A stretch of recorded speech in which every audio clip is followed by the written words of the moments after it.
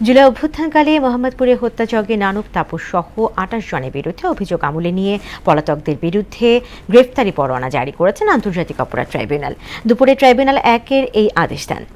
২৯ জানুয়ারির মধ্যে পলাতকদের আদালতে হাজিরের নির্দেশ দেওয়া হয়েছে। ২৮ আসামির মধ্যে গ্রেফতার রয়েছেন মাত্র ৪ জন।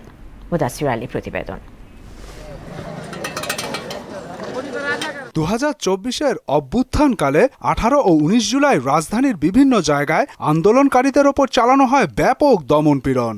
এর মধ্যে মোহাম্মদপুর পরিণত হয় রণক্ষেত্র, যেখানে প্রাণ হারান স্কুল শিক্ষার্থী ফারহান ফাইয়াজ, মাহমুদুর রহমান সৈকত, রাজু, মাহি, রোকন সহ ৯ জন।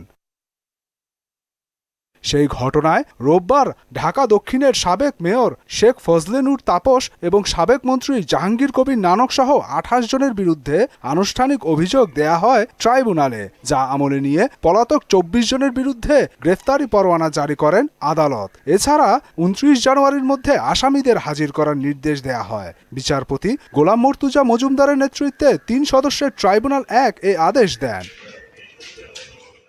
অভিযোগ গঠনের শুনানি শেষে সাংবাদিকদের সঙ্গে কথা বলেন চিফ প্রসিকিউটর তাজুল ইসলাম। তিনি জানান, আসামিদের বিরুদ্ধে ৩টি অভিযোগ আনা হয়েছে।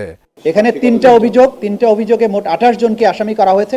৫০ জন সাক্ষী এখানে আছে এবং বাকি সমস্ত অডিও ভিডিও ডকুমেন্ট সহ ডকুমেন্টারি এভিডেন্স সবকিছু এখানে উপস্থাপন করা হয়েছে, যেগুলো বিচারের সময় আপনারা এক এক করে দেখতে পাবেন। হত্যাযজ্ঞে ফজলে নূর তাপস ও জাহাঙ্গীর কবির নানকের সম্পৃক্ততার বিষয়ে কথা বলেন chief prosecutor. Fazle Noor Taposh prime মিনিস্টারকে টেলিফোনে যে কথা বলে পরামর্শ দিচ্ছিলেন, মোহাম্মদপুর থেকে একটা বাহিনী যাবে, তাদেরকে যেন যেতে বলা হয়, যাতে যেতে সুযোগ দেওয়া হয় এবং আন্দোলনকারীদেরকে আক্রমণ করা হয়। জাহাঙ্গীর কবির নানকের পেশা যে গুন্ডা বাহিনী মোহাম্মদপুর এলাকায় ছিল, তাদের সেই গুন্ডা বাহিনীর বিভিন্ন পর্যায়ের নেতারা প্রত্যেকেই সশস্ত্র ছিল এবং ভিডিওতে তাদেরকে আইডেন্টিফাই করা হয়েছে। নিষিদ্ধ সংগঠন ছাত্রলীগের মোহাম্মদপুর থানা শাখার সভাপতি নাইমুল হাসান রাসেল, সহসভাপতি সাজ্জাদ হোসেন, ওমর ফারুক ও ফজলে রাব্বি এই মামলায় বর্তমানে গ্রেপ্তার রয়েছেন।